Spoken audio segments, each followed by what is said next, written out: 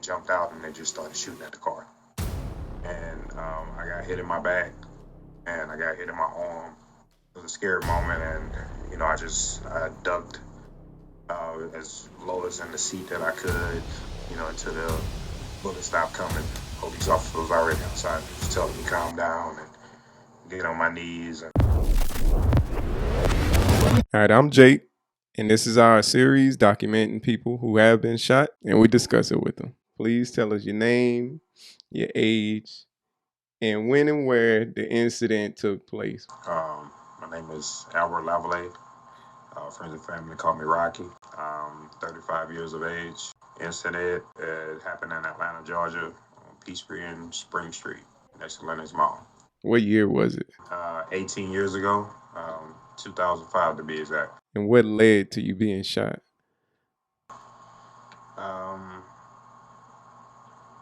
it's actually one of those innocent bystander situations. I was actually, I was young.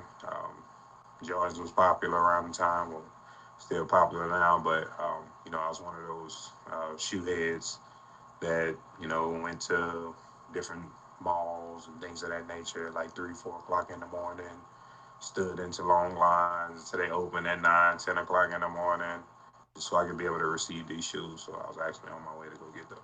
So you were on the way to pick up some Jordans, right? Um, the only reason that we even passed by there, uh, my boyfriend, he needed a ride to the bus station. So we actually took a detour to go drop him off at the bus station. And then we're on our way back from the bus station towards the mall at the time when it happened. And we pulled up next to a vehicle, and it was a big truck, and it had about 4 or 5 guys in there. And we pulled off from the light, and then they were swerving back and forth. They almost hit us. So about the time this happened was probably at the third light, and my buddy rolled down the window, and we exchanged words.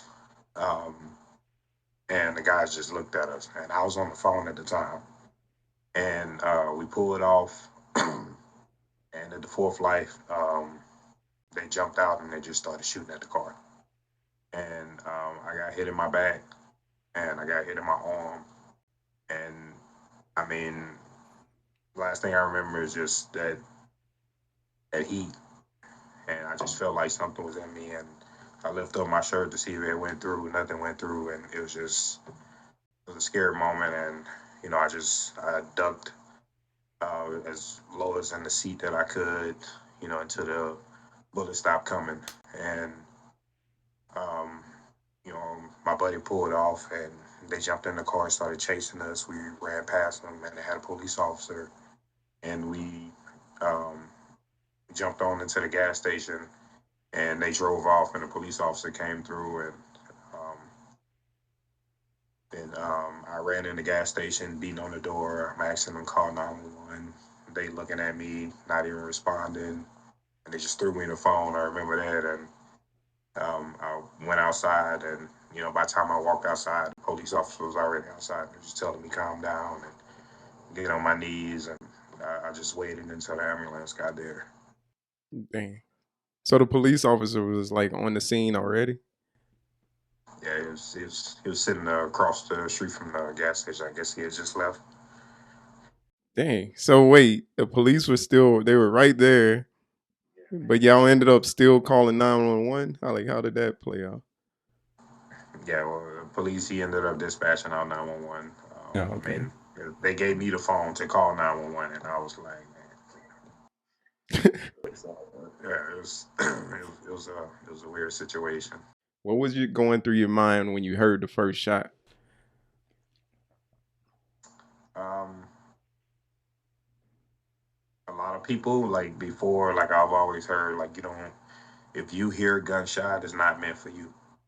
You know what I'm saying? So that was one of those situations where I didn't hear the first shot because I felt the first shot, Dang. and everything that didn't hit me.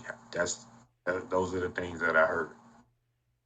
But I mean, that was one of the most scariest moments of my life.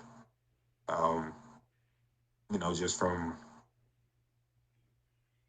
being in that situation and hanging around the people that I was hanging around. And that was one of those guys that I chose to distance myself from, so I could be a better person. It didn't happen right after that, but it did eventually happen. But Lord gave me another chance. Um, I thank God for that every day. I'm blessed. Blessed me with 5 daughters, beautiful wife. A wonderful job, great home. Um, and he blessed me with strength to be able to get up another day and be able to provide for my family and keep moving forward, and just continue to preach that story on treating those how you want to be treated, because you never know what's on somebody else's agenda. Yeah. Like and that was one of those situations where I didn't know it was on somebody's agenda. I don't know if you ever heard of Flavor Magazine. It came out probably like in the '90s, early '90s. So the guy that shot me, he was actually one of those creators of that magazine. It was crazy. I had to go to one of the court cases, and I had anxiety doing that. Dang. But that court case, it wasn't even my case. It was that case, and he had other owners with him, and he had ended up murdering all these guys execution style, and he Dang. was out on bond from that situation. The vehicle that they were in was stolen. Like it was just a surreal thing. It was one of those things that you see on like ID or something like that. But it's real life. It's something that you witness, and you be able to make it through that. And like just this day and age with everything is going on, social justice, um, racism, just everything. And it's just you don't know what's on somebody else's agenda. I stay in Texas. I'm blessed that we have the right to be able to bear arms and and be able to license, conceal carry, things of that nature, so we can be able to protect ourselves. But, again, they got people out there that do hold firearms and they don't do the right thing with them, Oh you yeah. know. And, it's a lot of things that's behind it. Government trying to change things, say, all pistols, no stock, like, but the criminals, they're still able to hold those things because they doing it wrong. They're not Yeah. going by the law, and us to be the citizens that still have to protect ourselves, we get the F end of the stick. You remember Yeah. we don't they get the upper hand on us because of the laws that we have to abide by to be able to protect ourselves, because we got people out there that's losing their mind, going crazy. And I never asked that. I never put that on anybody to go through that situation I went through. Okay, so you said you were hitting your back and in your arm. How many times were you actually hit? I just hit those two. The one that hit me in my back, it actually it was an inch away. It was half an inch away from my spine.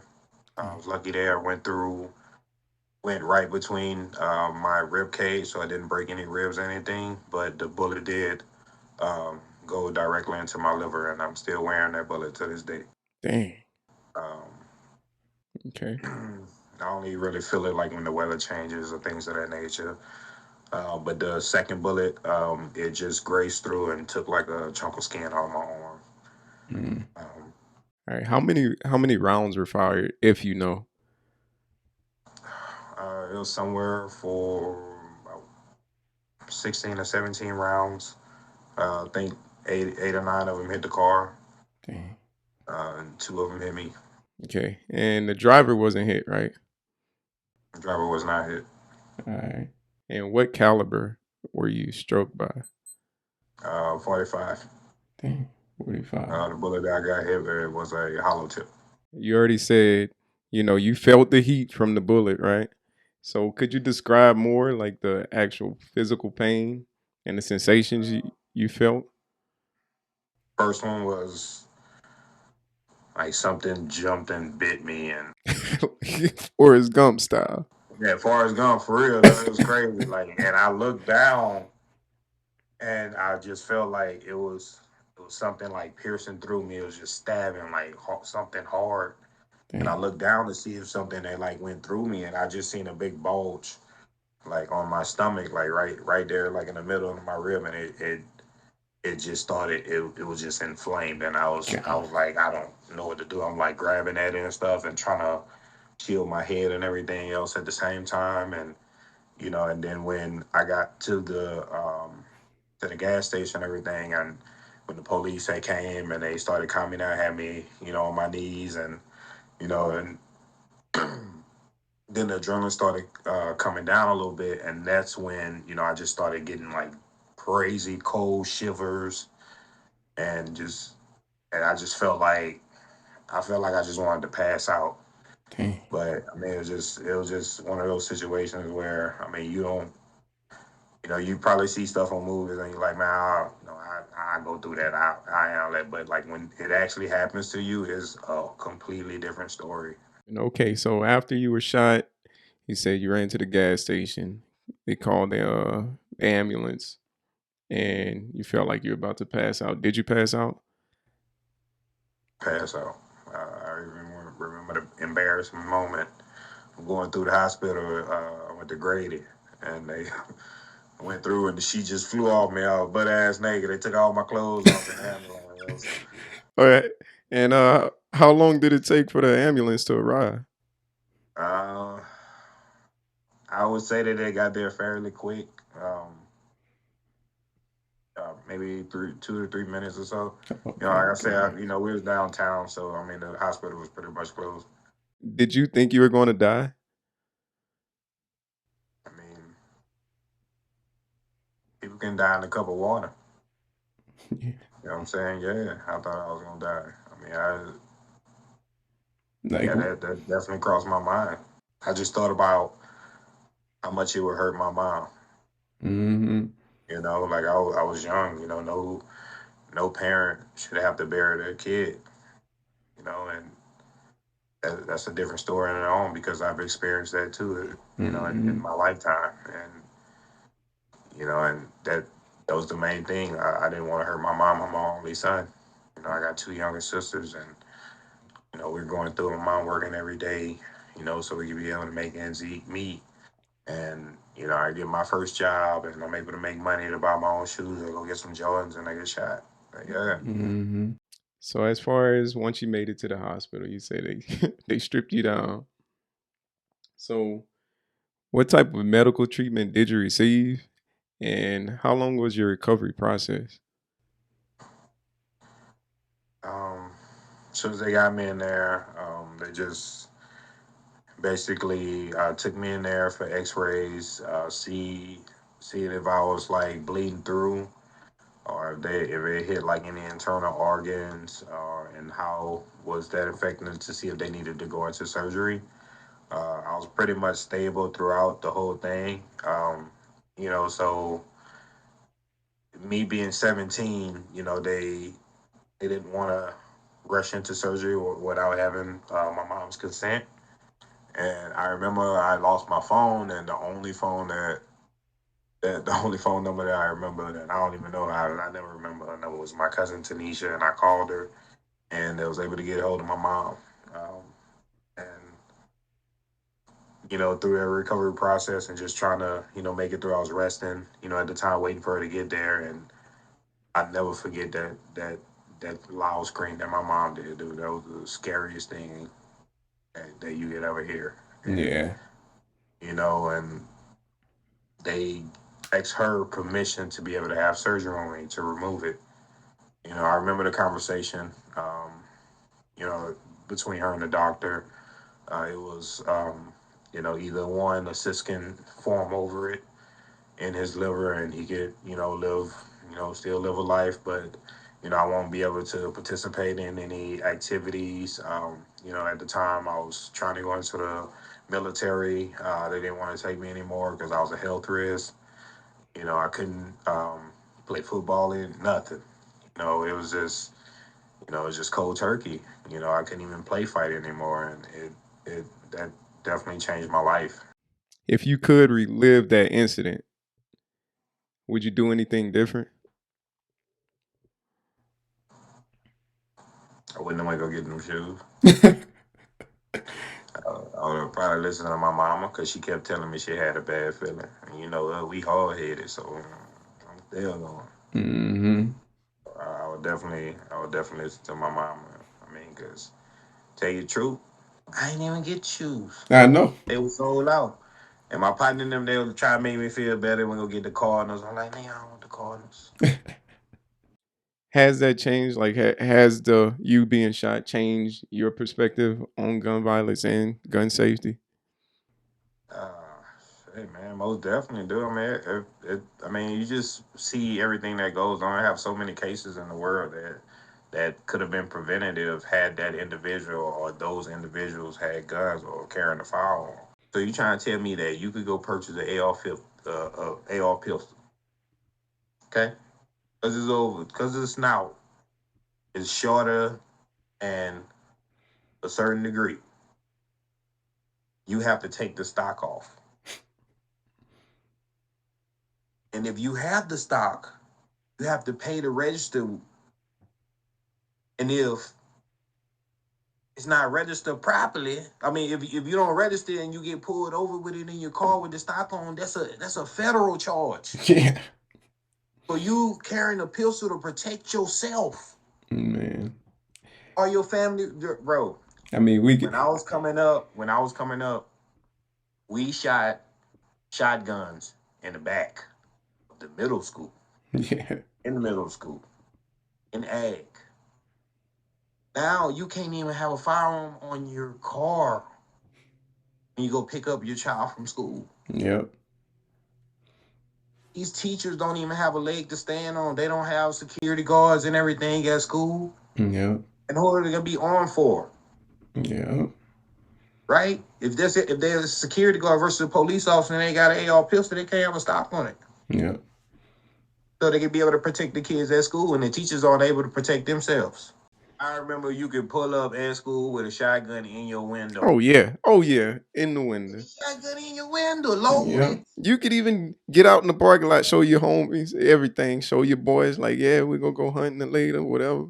Don't matter. Now it's crazy, bro. Yep. In this day and age, you going to a grocery store like Walmart or something like that, you feel like you putting your life on the line. Yep. Everybody got a different agenda. 100%. Everybody. And your incident happened, like I said, a long time ago, and we can both agree that it's worse now. And that was over some road rage. That was over nothing. And the thing is, it still happened to road rage. It's crazy. It's ridiculous, man. It's You know, crazy. I don't understand what this world is coming to, but all I know is that the work if it break, I'm gonna be right here in the corner protecting my family. All right. Is there anything else you'd like to share about your story that you think might be helpful or inspiring for others? I mean, that's rule 101 right there. If it's 3, 4 o'clock in the morning, you out here and you don't see nobody outside with you, and y'all get it. Don't even try to get into the altercation. Like I said, man, you'll never know if somebody is in the man. Just even in broad daylight, you can't even look in nobody's car. People gonna drive crazy, but it's just up to you to be bigger than that person and treat those how you want to be treated, and just keep it down because you'll never know. Like you could be in that same situation that I was in, and and everybody's not so lucky to make it out of that. This is happening daily. I appreciate you sharing the story. I'm sure the people appreciate it. And is there anything else you want to say before we end the stream, end the video? I just want to first of all shout out Jesus because anything with him is possible. Just for me able to wake up every day, I mean, that's a blessing. To take care of my family. Shout out to my wife Patrice. Shout out to my mom. Follow me on Instagram. It's dnoir chef 87. That's DNOIR chef 87. Follow me. I do side events, catering, all that. Young chef, executive chef partner, Capital Grill Plano. Check me out.